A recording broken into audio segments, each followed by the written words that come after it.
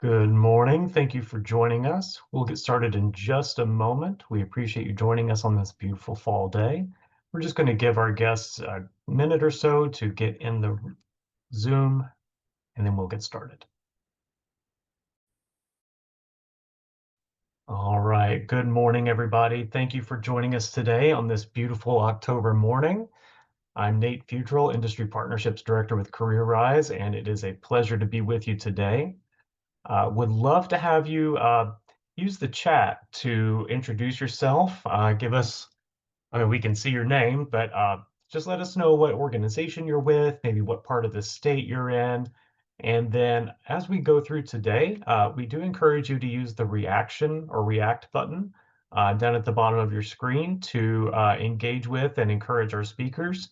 Today's going to be more of an interactive session. So if you have the chance to respond to questions that Sandhya throws out to you today, make sure to engage in the chat there too. But for right now, we'd love for you to just introduce yourself. And I do see a few people throwing up thumbs ups and hearts. So you're getting warmed up. Thanks for that. Just introduce yourself in the chat. Let us know who you are, what organization or company you're with, and maybe what part of the state you're located in. I see some familiar names and some new names this morning. So really glad to see a mix. Let's see here. Twanda Mickle, thank you for joining us this morning. Sonia Grant, thank you for being here. Lisa Davis, good to see you. Thank you for being here. Laura Gomez. Bonnie, thank you for always joining us. Like to see your name here. I feel like you're one of our constants. I appreciate you joining us.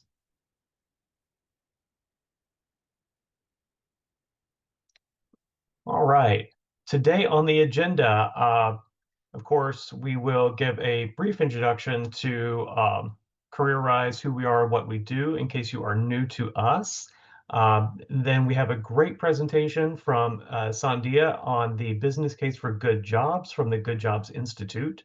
We'll have time for Q&A, and then we will have CareerRise updates and wrap up. We'll get you out of here by noon today.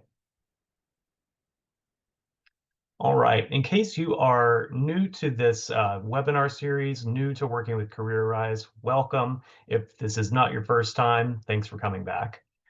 So about CareerRise, we're a nonprofit organization based in the Metro Atlanta area. We've been operating for about 11 years now. And we started as a small initiative housed within the United Way of Greater Atlanta. But 2 years ago, we separated, became our own freestanding nonprofit. And we are classified as a workforce intermediary. And what that means is, in terms of what we do in our mission, is to expand access to opportunities and resources that promote economic mobility, support skilled workers, champion good jobs, and strengthen communities. So we're all about making the system work better for employers, for job seekers, for training providers, for support service providers, for funders, for all of us that are all aligned on the goal of getting people connected to good jobs. And a little bit about the Industry Partnerships team. The Industry Partnerships team is one of two programmatic teams here at CareerRise. I'd like to say the Industry Partnerships team is working at that system level or that organization level to affect change and make the labor economy work better for both businesses and workers. But what we really focus on is making workforce development easier for employers and those who support them. And how we do that is by providing education and navigation support to help employers get through the workforce development ecosystem. Those of us in the industry know it may not always be easy to remember what WIOA or TCSG or OTJ mean. There are a lot of acronyms, a lot of language we use, and may not always be apparent on the surface what all of those things mean, what all the resources are and how to access them. So that's where CareerRise comes in to help provide some navigation support through the world of workforce development, especially for employers. We also help create alignment and drive toward common goals. Across industries, across sizes of business, across geography, Many employers have the same needs, so we want to help create alignment and help all of us move toward the same goals that we've established. And then we help employers build capacity and provide support through low risk programming. And when we say low risk, what we mean is CareerRise typically doesn't charge for many of the programs and services that we offer to employers. We want to make it easy to tap into things and easy to make changes that benefit business and workers. So many of the programs and opportunities that we share don't have any cost or barrier to entry. You just have to be willing to work with us and put in the time and effort. So one of the ways we go about educating our employer partners and those who support them is through this webinar series where we provide innovative and practical ideas, tools, and resources to empower employers.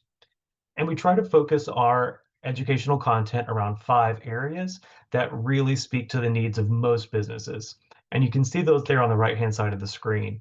Hiring, candidate sourcing, and workforce planning is all about finding that talent pipeline and finding the people you need right now and in the immediate future. Training and registered apprenticeships is about ensuring that the workforce has the right knowledge and skills in order to meet the needs of industry. And how do we embed those skills or enrich those skills within our workforce using tools like training programs and registered apprenticeships? Next is employment success support. That is all about removing the barriers that people may experience that prevent them or make it more difficult to find employment or maintain employment. Those could be things like transportation, childcare, housing, dependent care. Those things that when we say life comes first, that's where life steps in and says, this is, I'm taking charge. But we want to make sure that those things don't get in the way of having a life-sustaining career. Quality careers and workplaces is all about creating the kinds of jobs that help fulfill workers' needs and attract them to those kinds of opportunities given a myriad of options. And lastly, career awareness and promotion is all about ensuring our future workforce has insight into those high demand careers and industries and knows how to get to them, how to access them, and how to prepare themselves for them. Quick announcement just at the top of the day today is we would like to welcome our new interim CEO, Mr. Doug Hooker. Uh, very excited to have his leadership here at CareerRise and to welcome him to the family. Mr. Hooker has a great reputation and a great wealth of experience in workforce development and in the nonprofit space. So we're excited to have him join the CareerRise team as our interim CEO. And Cherie has dropped a link in the chat in case you'd like to learn more about Mr. Hooker. And now it's my pleasure to introduce Sandhya Mahadevan, the director at Good Jobs Institute, who will be talking to us today about the Good Job Strategy and how investing in job quality has some serious benefits for your business. So without any further ado, I'm going to turn it over to Sandhya. Fantastic. Thanks, Nate. Really excited to meet you all today. Thanks for your interest in the chat. Really excited to share a little bit about our work and, ways that the Good Job Strategy can apply at the companies you work with or other organizations where you're at. So throughout this conversation, I'd love to see what you have to share in the chat. And also, we'll be answering questions throughout. So please feel free to throw things in the chat and we might have a bit more of a conversation. So by way of introductions, I'm Sandhya, I'm with the Good Jobs Institute, and our mission is to help leaders build frontline engines that delight their customers and drive sustained growth. So you might be wondering, what exactly is a frontline engine? And it really looks like really strong investments in your teams to build stable and motivated teams, and then the tools and work design to set those people up for success and keep them at the organization and really grow and build their careers. So that's what we're all about. We were founded by Zainab Tan, who's a operations management professor at MIT. I met her when I was getting my MBA there a few years ago. And she has been researching, high performing companies for decades, and she wrote a book about it called The Good Job Strategies, because she was asking a big question, which was, why do some organizations perform so much better than the rest of their industries? And she found that they made some really clear choices that set them up for success. And she called that the good job strategy. So after she published her first book, she got a lot of outreach from companies that said, hey, this sounds great. Awesome. I want to outpace my industry. How do I do that in practice? And that's why she founded the Good Jobs Institute. And I've been here for a few years and really excited to walk you through some of our work, the basics of the good job strategy. And then at the end of this conversation, I'll share a case study about a small business that was able to take, a really challenging environment where they had a lot of turnover and they were really like struggling to keep their teams together, and then turned it into, a frontline engine. So stay tuned for that. Really excited to walk through this with you. So starting point here for us is, love this Warren Buffett quote, right? I've seen a lot of businesses, but I've never seen one that delights the customer that doesn't succeed. So this is really at the core of the good job strategy. I know that by the name, you might be thinking, is this really about your customers? It is about your customers. It's also about your employees, and you have to have both of them, right, for your business to run well.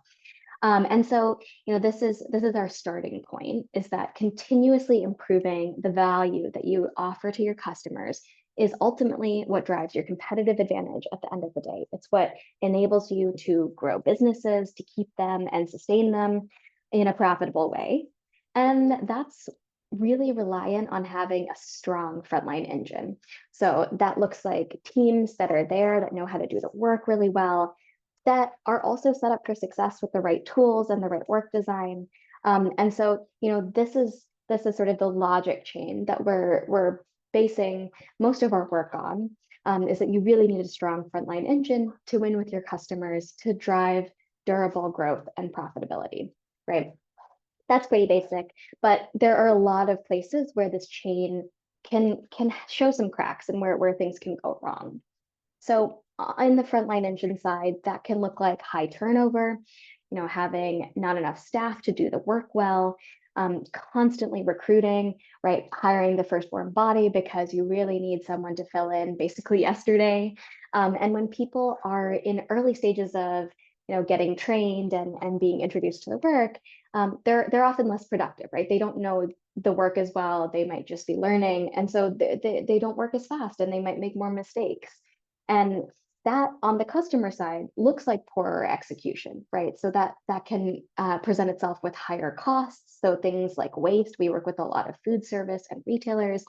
And when people are less productive, they might make more mistakes, and have higher costs associated with that, higher costs associated with inventory, and then lower sales, right? That looks like long lines, poor service, slow service, and also, lower sales in the future, because as customers realize that, we're not giving them the service that they were coming for, then they might tell other people, they might not come back, and that really erodes your ability to maintain and grow your profits.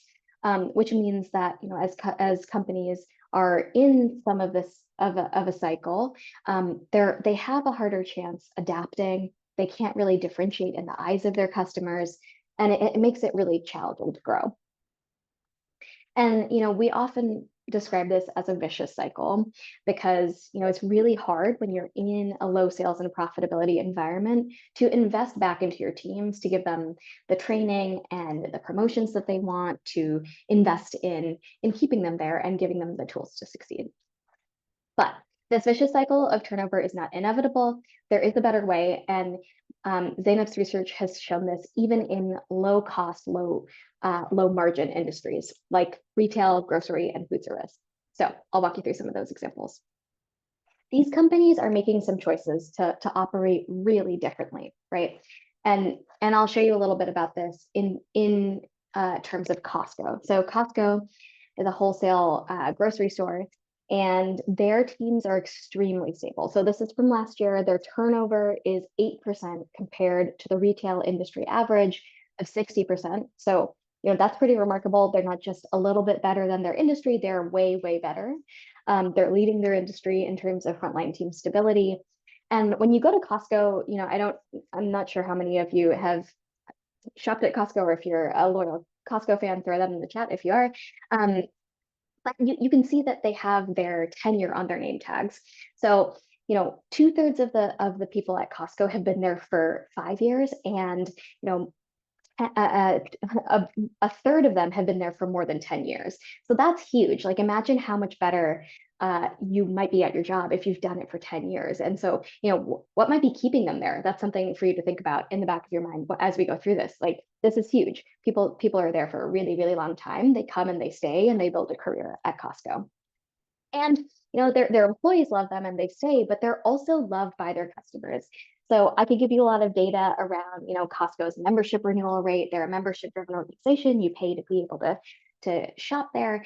And I could give you a lot of data on their Net Promoter Score and some of those other customer satisfaction metrics. But I think a picture is worth 1,000 words here. Kirkland Signature is Costco's home brand.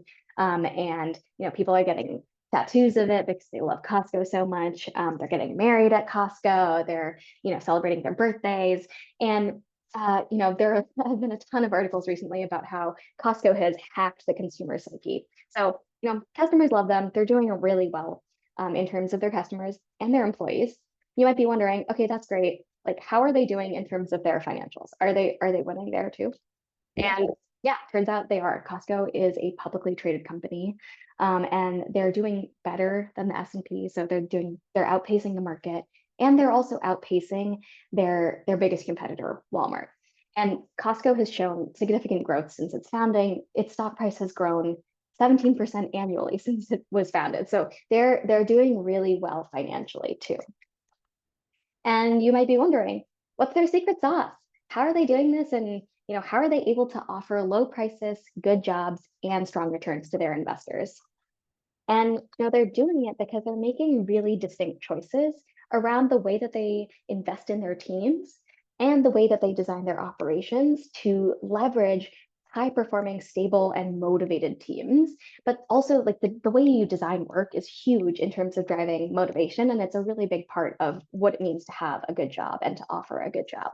So this is the underlying logic for the good job strategy, right? You need to make operational choices to set your teams up to be productive, to pay off the investments in people. That's kind of the core here. And so we'll go through, this is the good job strategy. It's an integrated system of choices that are an investments in people surrounded by these operational choices. And we're going to go through these choices one by one. But my request for you is that as I'm walking you through this, I would love for you to throw in the chat any examples that come to mind of companies that you've seen do these things really well, any questions that you have, or other reflections. And in terms of questions, I'll pause and answer some of them midway through. So please throw anything you have into the chat. So the good job strategy, really core to this system, is investments in people. So investments are in people. This is pretty basic. You need them to attract and retain the right talent to build and grow your team.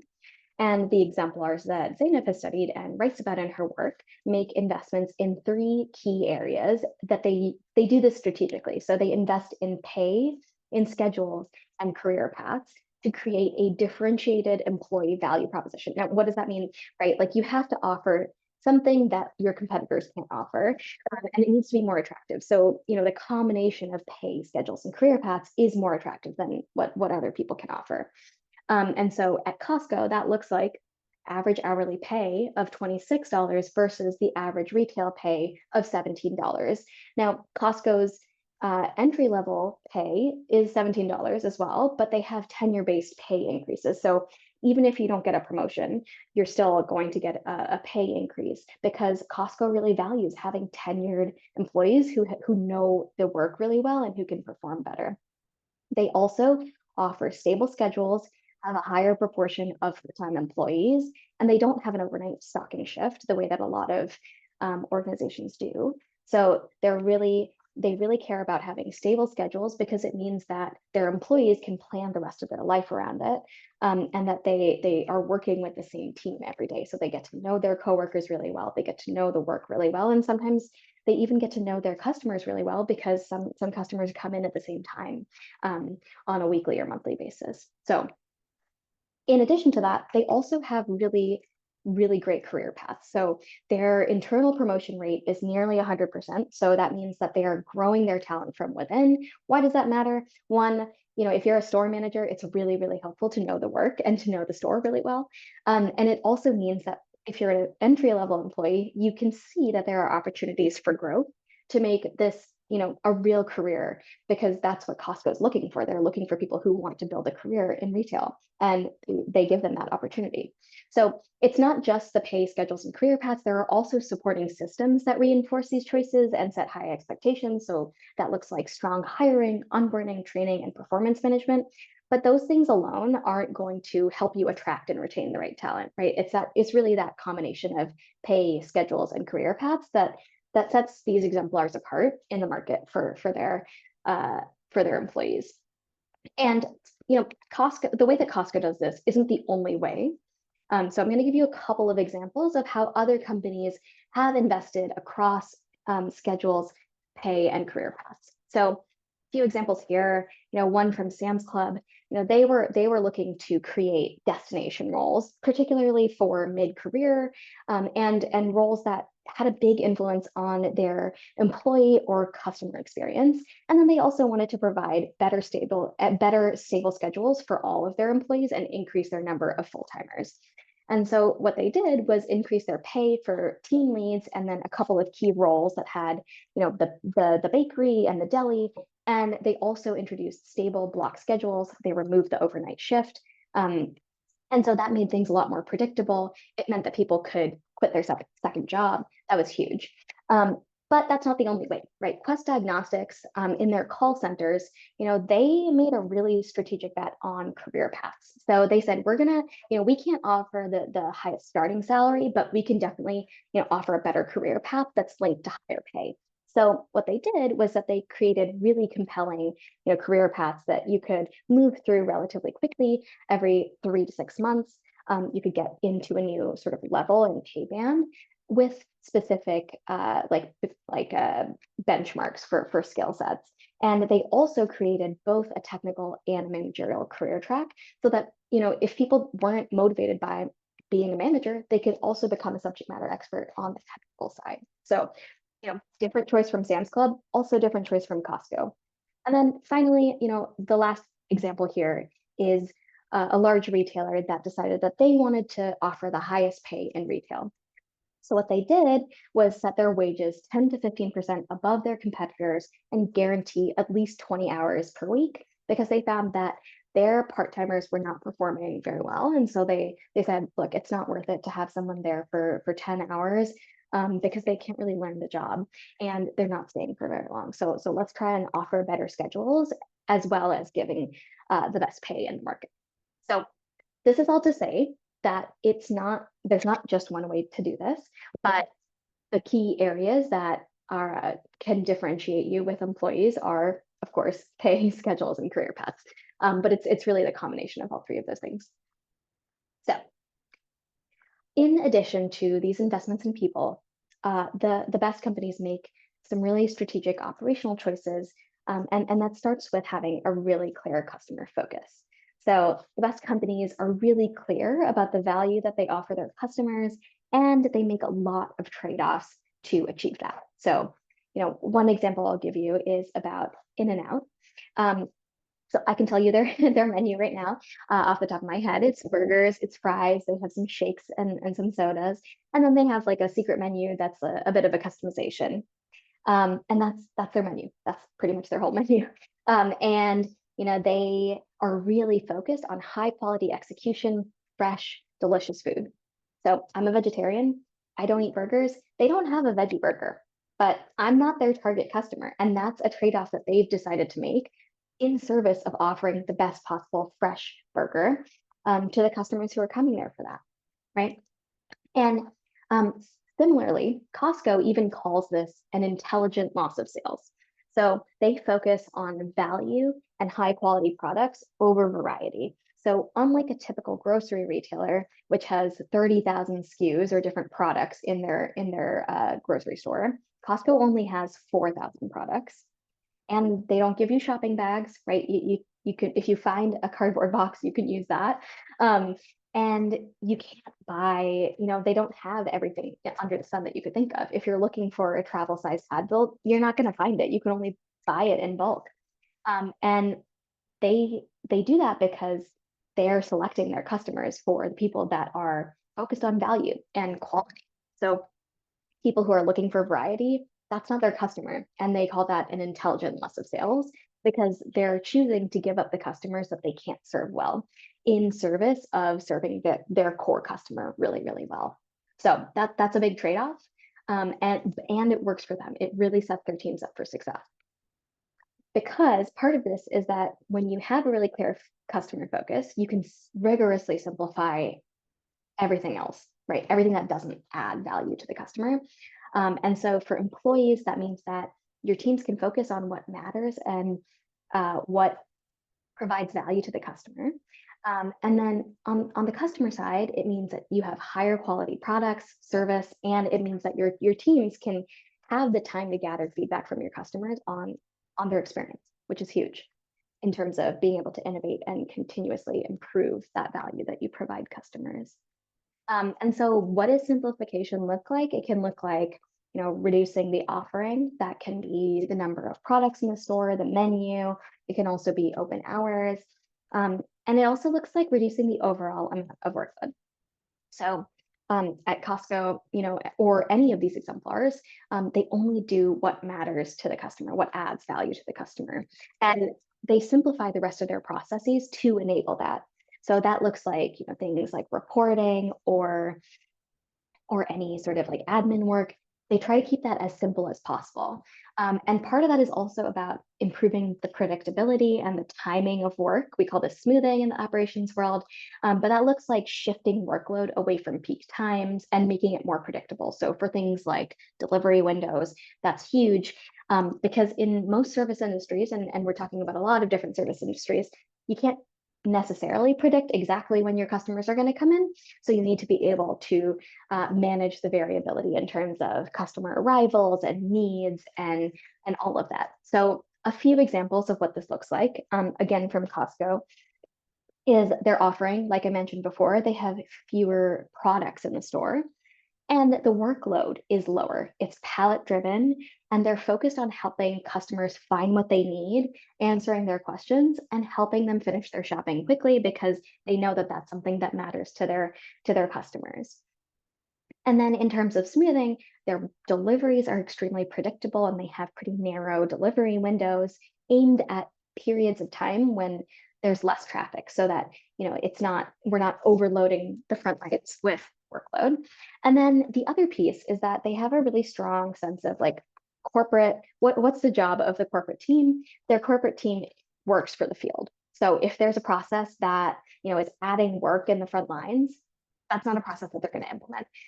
So for example, with accounting reporting or any of the inventory processes, they want to make sure that that is as streamlined as possible so that their store teams are focused on serving customers and doing the work that matters most there, not doing reporting and all of that. So, once you have really simple work, standards and empowerment are really important to set your teams up to be consistent and efficient, and also make decisions that serve customers and improve work. So standards, super important for things that need to be efficient or consistent, especially in food service. And it enables your customers and employees to have the same experience of what matters in terms of your product quality and service. But it's hard to plan for every possible scenario. So you need to trust your employees to use their judgment and make local decisions. And so, when you have stable and motivated teams, you can really build more trust in your teams to make those decisions. And it also, builds a sense of ownership and, makes your teams feel like they're really more invested in the work that they're doing because they can make their own decisions and improve the customer experience and their work. So We talk a lot about standardized empowerment.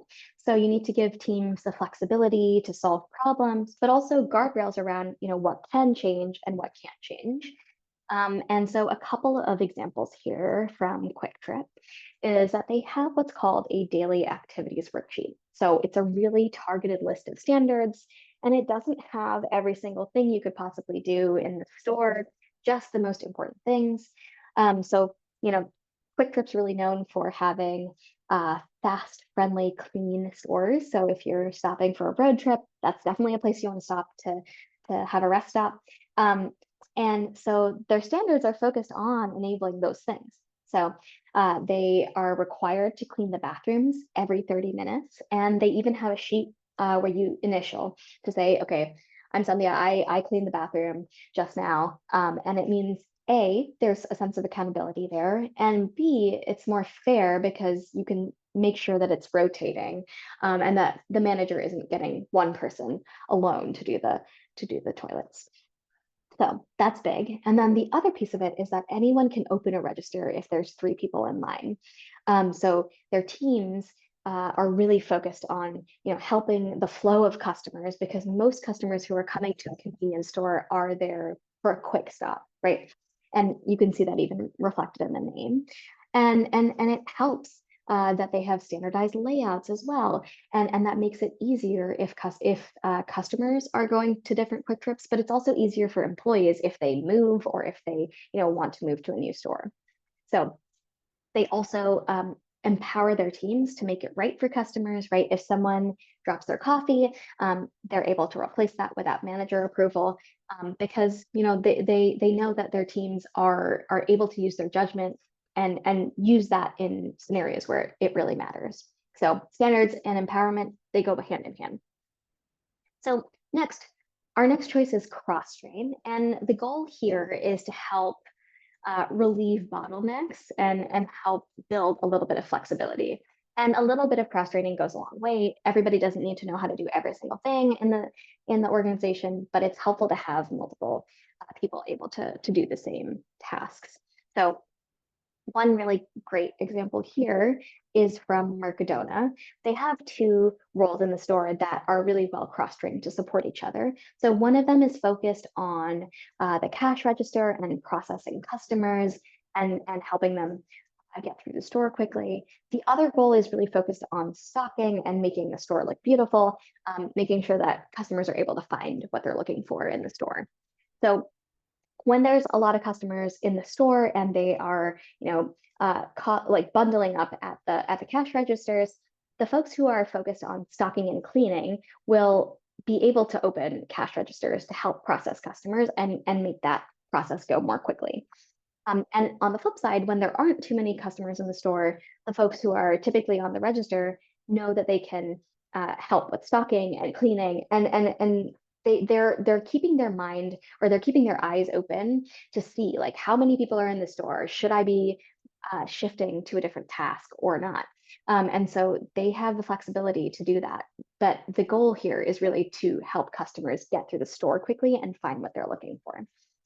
And then, cross training can also be a really great way to grow skills and identify new career paths for people.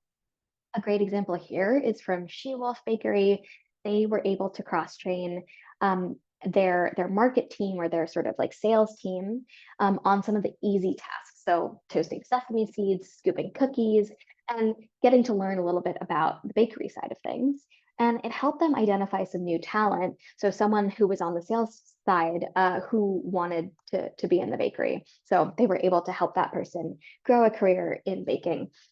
Which they might not have been able to realize that upfront if they hadn't gotten a chance to try it out. So again, cross training really helpful to build flexibility and control the flow of work. Again, because in service industries, your customer flow is pretty variable and can be hard to predict. So the last choice here is operate with Slack. And this is all about giving your teams the time to do their work well. And so the technical definition of Slack is about staffing slightly above the expected amount of workload. And the reasoning for this is that the cost of overstaffing, right, is just the wages that you're paying, but the costs of understaffing look like poor customer service, burnout, waste, and ultimately those costs are higher than the cost of overstaffing for these companies. And this choice comes last for a reason because all of these other operational choices help to build Slack because they work together as a system. So having simple work means that you need fewer person hours to complete the work. Standards make the most important work clear. Empowerment and cross training provide flexibility for your teams to shift between customer and non-customer work and control the flow. And all of these choices together enable Slack. But you also need to have this mindset of we need to provide people with the right amount of time to do the work well, and not just like continuously add more work we just because we removed something. So, one example here is QuickTrip has what they call relief employees. So if someone calls out, there's like a special task force that can go in and they're highly trained, very tenured. This is kind of like a destination role, but they'll go into different stores in their region and fill in case someone calls out, because it's that important that they have enough people on the store that they are paying for people to be able to do that. So I would love to hear in the chat, any reflections that you have, what resonated with you from what I shared? Where have you seen some good examples from this? And, what might be challenging about this? Where do you think this might be difficult to do? And what questions do you have in general about the good job strategy? Happy to answer any of that. And keep sharing them in the chat, but I'm going to go ahead and sort of walk through a bit of a case study that might jog some other questions for you, and might help you think of a couple of other examples. So this is a story about Dewey Hasbrook. He is a franchise owner of a couple of Moe's Original Barbecues franchise stores. So they're a barbecue restaurant, sort of quick service. And he came to us in 2021 and he said, look, I think I'm in the vicious cycle of turnover. I'm not enjoying the job. We're having so many issues. It feels like it's a house of cards. People are not showing up for work, no call, no shows, terrible food quality, customer service isn't really where we want it to be. And so, here's how he outlined his problem statement. He said, look, our profitability and growth isn't exactly where we want it to be. We're not as profitable as we want, and our growth is kind of slow. And a big part of that is that we are not really satisfying our customers. Our food quality is inconsistent, our service is slow. That makes it really hard for people to come and want to buy our food. And a big part of why we have poor customer value is that we have really high turnover. We're pretty much always understaffed. Our managers are always firefighting. We're hiring the first person that we can find just because we really need someone to be there. And our teams aren't that productive. We definitely have some areas where we could change our work design, but also like everybody's constantly learning. They're in the early stages of figuring out how to do the job. And so we're not really setting them up for success. So, this is a pretty clear problem statement from Dewey. And, he had a really clear vision. He said, we need to have really stable teams. We need to, make our jobs more attractive so that we can delight our customers, bringing us back full circle to that quote from the beginning. We need to attract and retain our employees with attractive pay, stable schedules, and motivating career paths to be able to delight our customers. So what does that look like? It looks like having the best core menu with high quality products that are tasty and fresh for our customers, and we need to execute that really well, right? And the other piece of this is having a good catering experience. So Dewey used to say that he and his wife actually both would have to work basically overnight to fulfill a catering order, which was not sustainable. It was really hard to get the intake. Sometimes they'd have to call the customers back a bunch of times to get the right information. And, they were having issues with accuracy and timeliness of their catering. And so Dewey said, hey, this is an area of unrealized potential. Like, I think if we really stabilize our teams, if we can, work out some of the kinks in our work design and our operations, we might be able to really win with catering. And that could be a growth driver for our business. So this is what Dewey was trying to accomplish. And here are some strategic bets that he made. He said, we're going to invest in people, and we're also going to focus on food quality and catering. So in terms of his people investments, he increased wages, he built stronger career paths, he chose to close on Sundays so people would have a day off and come back to work refreshed. And he also raised expectations. He said, we're investing in you, but we're also going to be running our business a little bit differently. So we're going to expect a little bit more out of you. If that's not something that you're willing to do, then maybe this is no longer the right position for you. And with that, with those investments in people, he also made some really interesting choices around their focus. He said, we're going to pare down our menu and focus on the best possible things, the best possible dishes. And we're also going to remove our specials from the weekend because we have a lot more traffic. It's hard to maintain quality. And it's just causing a lot of complexity that our teams can't handle right now.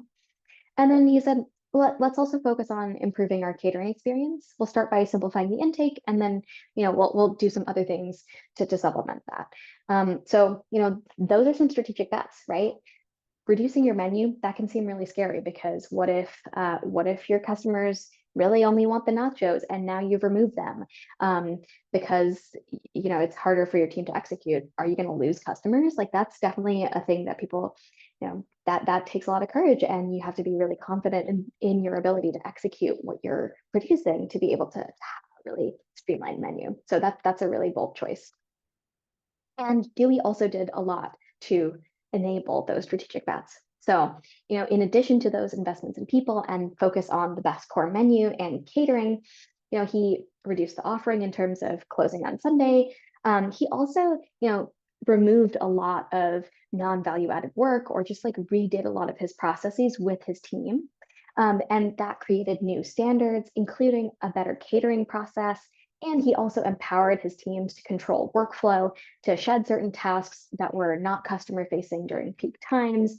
And really a big unlock for him was cross-training the front and back of house. So for him, that looked like, the folks up at the register, they could help, put garnishes or sauces on at the end, right? They weren't cooking the barbecue, but they were helping get the food out.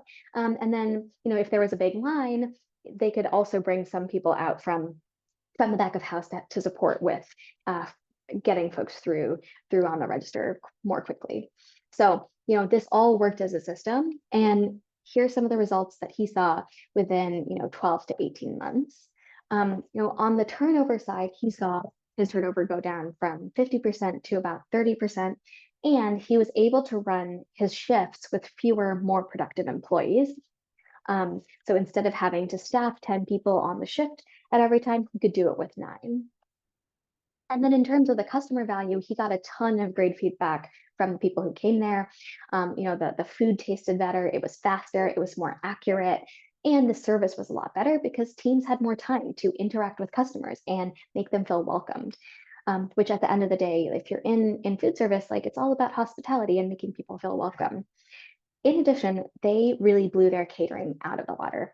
Their orders were more accurate, they were all on time, and it didn't break their system, right? Dewey wasn't having to put in tons of overtime to get a single catering order out of the door.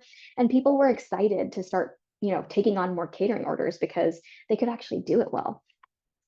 And year over year, their revenue grew, from 2021 through 2023. And a big part of that was primarily through their catering growth. Enough so that they were able to raise wages again in 2023. And as of this year, they were able to expand and open up a new store. So they have been doing really well. And, the key takeaway here is that Dewey made some strategic bets that are not the industry norms, right? Paying people more, offering better schedules and career paths.